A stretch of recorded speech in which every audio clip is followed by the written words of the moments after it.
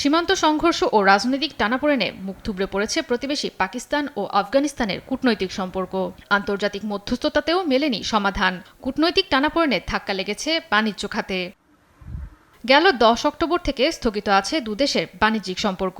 দ্বিপক্ষীয় বাণিজ্য বন্ধে সবচেয়ে বেশি ক্ষতিগ্রস্ত 2 দশকের যুদ্ধে ক্ষতবিক্ষত আফগানিস্তান। দেশটির মোট রপ্তানি 46% যায় পাকিস্তানে। বিপরীতে পাকিস্তানের মোট রপ্তানির মাত্র 3.46% যায় আফগানিস্তানে। ফলে আফগানিস্তানের তুলনায় পাকিস্তানের বাজার হারানোর ঝুঁকি তুলনামূলকভাবে কম। বিকল্প সরবরাহকারী খুঁজছে আফগান আমদানিকারকরা। পাকিস্তানি পরিবর্তে সিমেন্ট ও ওষুধ আমদানি করতে বাধ্য হচ্ছে ভারত, ইরান, উজবেকিস্তান ও তুরস্ক থেকে। তবে দেশটির রপ্তানির 71% ফল ও সবজি হওয়ায় বিকল্প বাজার খুঁজে পাওয়া অনেকটাই কঠিন। বাণিজ্য বন্ধের ফলে শুধু আমদানিতেই নয়, ব্যাপক ক্ষতির মুখে আফগানিস্তানে কৃষিখাত ও রপ্তানি। কর্মসংস্থান ও মানুষের জীবনযাত্রায় পড়েছে নেতিবাচক প্রভাব। বাড়ছে দারিদ্র্যের হার। দুদেশের মধ্যে সম্পর্কের শীতলতায় মধ্য এশিয়ার ট্রানজিট বাণিজ্যে ক্ষতির মুখে পড়েছে পাকিস্তান। ইরানের মাধ্যমে বিকল্প পথ অনুমোদন করা হলেও বেড়েছে পরিবহন ব্যয়।